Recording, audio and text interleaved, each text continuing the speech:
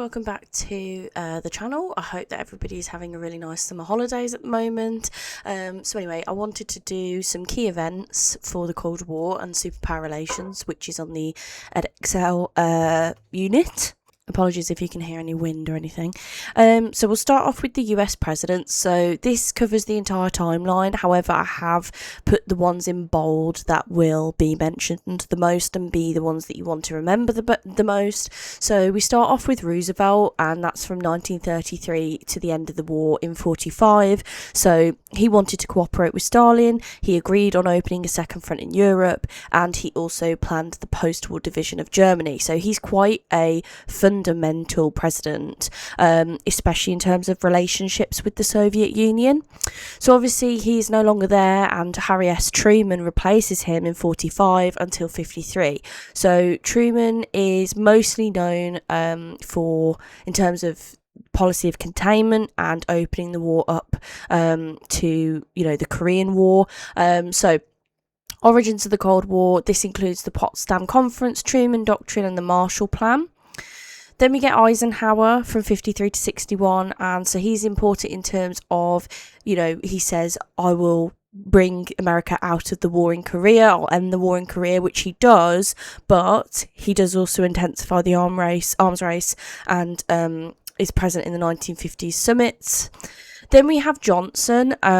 Obviously, Johnson, in terms of things like the Vietnam War, is very prominent, but obviously this unit does not go into detail on that, so you won't need to know Johnson specifically in this necessarily. So then we get Nixon. So we also have Kennedy. Sorry, I missed Kennedy out, 61 to 63. Obviously JFK, short-lived presidency. So obviously key for the Berlin Wall, Cuban Missile Crisis, and the failed Bay of Pigs invasion and things like that. Obviously relationship with Khrushchev being quite key. Sorry, then you skip Johnson a little bit and then go to Nixon. So Nixon, obviously détente, he visits Moscow, he signs SALT I, but obviously his presidency ends in scandal and his resignation. Then we have Gerald Ford, again, not somebody that you necessarily need to remember loads about. Then we have Carter. So Carter's known for the end of détente and the response to the Soviets' invasion of Afghanistan, such as the Olympic boycott. We then get Reagan for quite a few years. He's very critical of the Second Cold War. He tries to negotiate with Gorbachev, etc. And then we end with Bush, but again, Bush is somebody that you don't need to remember loads about. So hopefully this sort of makes a good list of people. Then we get USSR leaders. So we've done US presidents, but USSR leaders are also important. So obviously we have Stalin. His rule ends in 1953 when he dies. Obviously that's during the Korean War. So he holds power during all the conferences at Tehran, Yalta and Potsdam. He develops a lot of the salami tactics to gain control of Eastern Europe. Also uses, the Warsaw Pact and so on. Then we get Malenkov, again, not somebody that you need to remember loads about, but know that he's there for a couple of years. Then we have Khrushchev. So Khrushchev is talking about peaceful coexistence with the Western powers, de-Stalinization. He's a big key player in the Hungarian uprising, the construction of the Berlin Wall, Cuban Missile Crisis in response to America, trying to invade Cuba, which does damage his reputation, and he does he doesn't rule for much longer after that. Then we get Brezhnev. So again, he's there for quite a long time. Brezhnev, he enters the period of détente, but he issues the Brezhnev Doctrine, which basically justifies Soviet invasion in places like Czechoslovakia. So this does lead during the Soviet-Afghan War. So again, obviously highly controversial. Then we get Andropov and Chernenko, but again, both of these kind of skipped over a bit. But then we go to Gorbachev. So he realizes that the USSR was failing to match the Western forces, and their economy in the USSR was definitely stagnant. So he introduces perestroika and glasnost. So he ends the Brezhnev Doctrine and basically allows Eastern Europe to abandon communism, which obviously a lot of people were very critical of. So the intermediate leaders, so following Brezhnev's death, Medvedev, Andropov and Chernenko rule briefly, but it's unstable. So as I say, I haven't put them all in bold. Good to know obviously who's where and things like that, but the ones in bold are the ones that I mentioned the most. So if we look at the Tehran conference, this is in 1943, so this is from November to December. So the meeting is basically to decide how to tackle Nazi-occupied France. So agreements at the conference that are made are that the USA and Britain will invade France in 1944.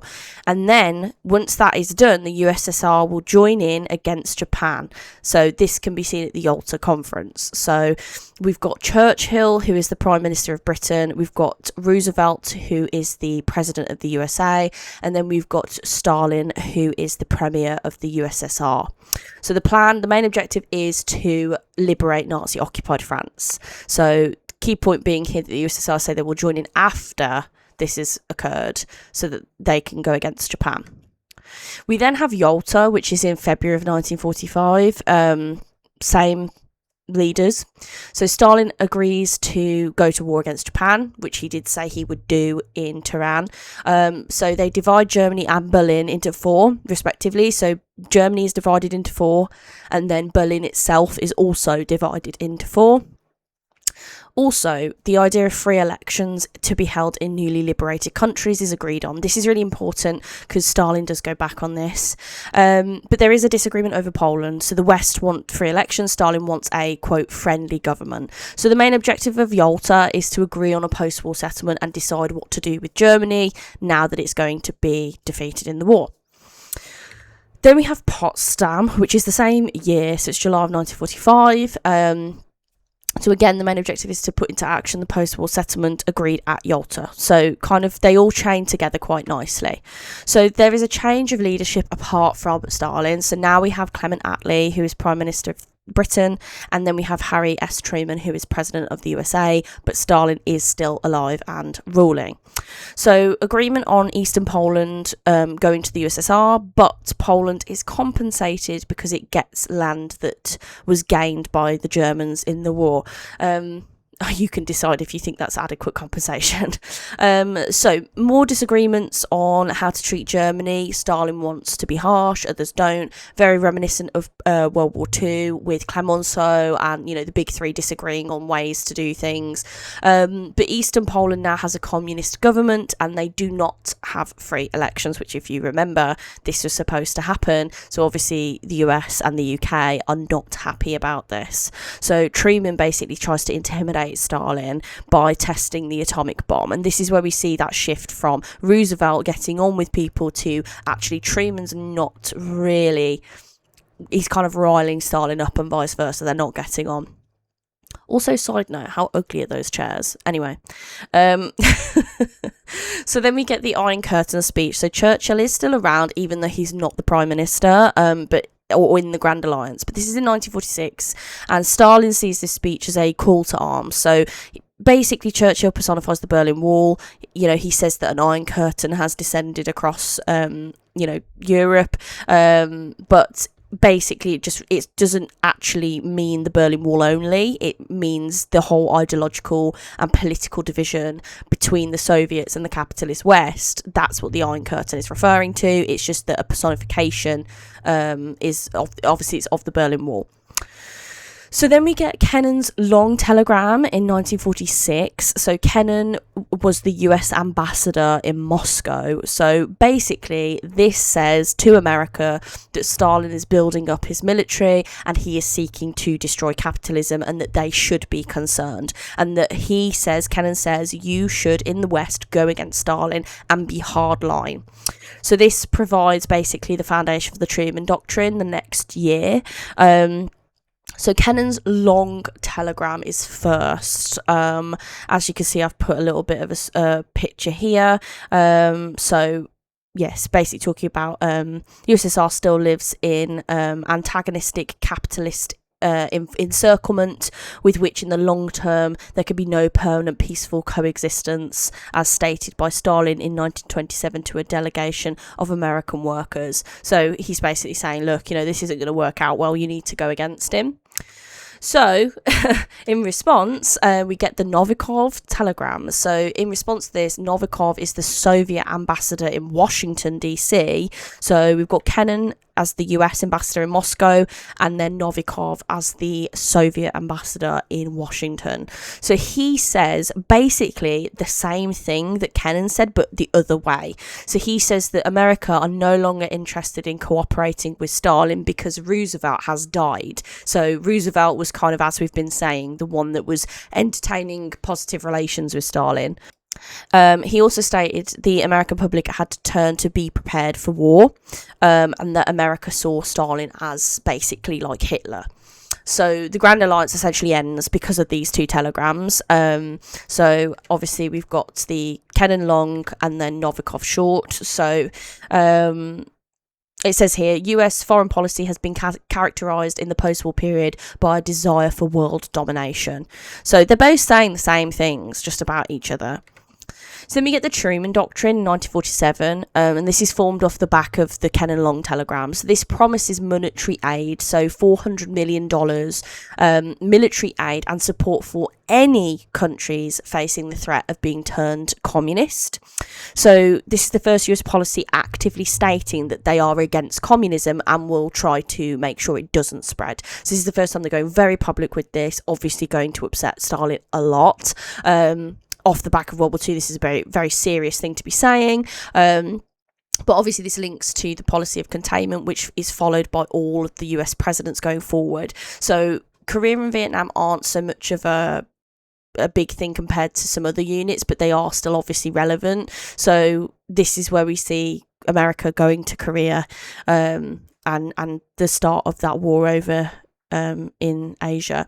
So Marshall Aid Plan in 1948. So the Secretary of State George Marshall said that countries that were basically ruined in World War II would turn to communism because they had no other choice, and that they were desperate, and that they were frightened of basically fascism and what had happened during the war in Nazis. So the funding was $13 billion to these countries, and there were multiple. There's kind of a multifaceted thing because it's showing off capitalism. It's saying, look how nice it is. You've got money and you can go to a shop, and isn't that lovely, and la la la. But it also shows that Truman and America are acting in the interest of these countries and going against communism. They're trying to make communism look bad. So there's an element of wanting to actually rebuild as well, because obviously, these countries want to trade with each other. And also, I think, any sort of human person would want to see countries, at least on their feet a little bit. So as you can see, the countries on this diagram in the orange are countries receiving funds, and then it tells you in the yellow rectangles how much money they have got in terms of dollars. So this is from 48 to 51. So Stalin does react to this. He rejects it. He calls it dollar imperialism, and he's like, screw you guys for doing this. So he prevents Eastern Bloc areas from being involved in the Marshall Aid Plan. So he sets up Cominform. And this is in 1947, and basically this is to obviously do the opposite of what the Truman Doctrine is doing, and it's to spread communist ideology. So the only challenge he faces within communist countries was from Tito in Yugoslavia, who breaks off from Moscow. But he sets up Comecon in 1949. So we've got Cominform in 47 and then Comecon in 1949, which means that these Cominform countries can only trade with each other and not the West. So obviously, who's the big dog in all of this? It's the USSR. So they heavily rely on this. The Berlin blockade is also a reaction, but it's sort of to more than just this. Basically what happens is, obviously we know that we've got these countries sat together throughout these meetings, and they have split Berlin into four during the Yalta conference. And so we get to this point where they combine the Western zones. So the American zone and the British zone join together, and France goes, no, don't leave me out. So then it goes from the bizonia to the trizonia, and that's how we end up with East and West Germany.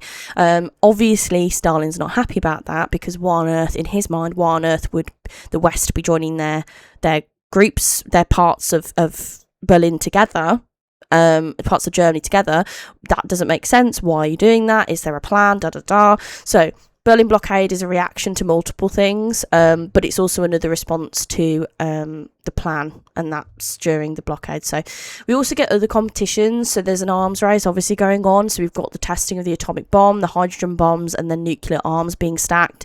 We also get the space race. So moon landing for America. We get the first man on the moon, first woman on the moon, first animals, and a satellite in space for the USSR. Sports competitions, the Olympics, the basketball, the USSR are seen as doping throughout a lot of this. Unfortunately, this is something that still plagues modern day Russia in terms of sport. But yes, and then we also have games like the chess championships and things like that. So there are lots of other ways that these countries are competing. So in terms of how do these countries compete, there are obvious answers, but then you've also got to not forget about things like, in entertainment, in sports, in scientific discovery. These countries are trying to beat each other. So you might get a question, you will get a question on the paper, and it says explain a consequence of something, and it'll ask you this twice.